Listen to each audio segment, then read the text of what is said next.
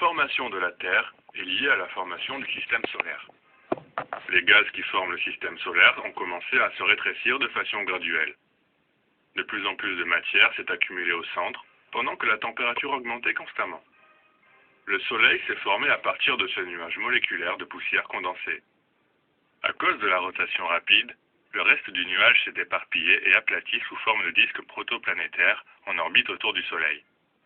Les grains de poussière du disque protoplanétaire se sont assemblés sous l'effet de l'électricité statique, formant des planétésimaux.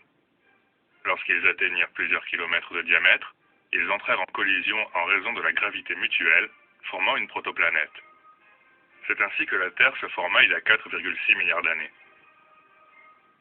Environ 170 millions d'années après la formation de la Terre, une jeune planète connue sous le nom de Theia heurta la Terre. Theia fut détruite après la collision, et sa matière fusionna avec celle de la Terre. La masse de la Terre augmenta donc, et atteignit celle que nous connaissons actuellement. L'impact créa un énorme anneau de débris autour de la Terre. La Lune s'est formée à partir de cet anneau de débris. Après la dissolution de l'anneau, la Lune devint un corps céleste chaud et lumineux, orbitant à 25 000 km au-dessus de la surface terrestre. Lors de cette période, la Lune possédait encore des volcans, des coulées de lave et son propre champ magnétique. Le phénomène des marées qui se produit entre la Terre et la Lune engendra de nombreux changements.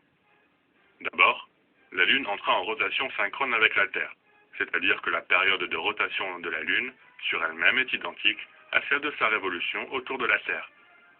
Ensuite, la Lune s'éloigna au fur et à mesure de la Terre, se refroidit et devint géologiquement inactive.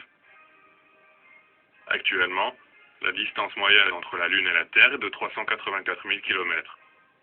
Elle est encore en train de s'éloigner de la Terre, 3,8 cm par an. Par conséquent, il lui faut de plus en plus de temps pour faire un tour autour de la Terre.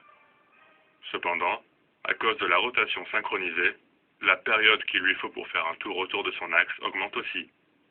Le phénomène de marée affecte aussi la Terre. La période de rotation de la Terre diminue aussi, ce qui veut dire que la longueur du jour terrestre est en augmentation lente.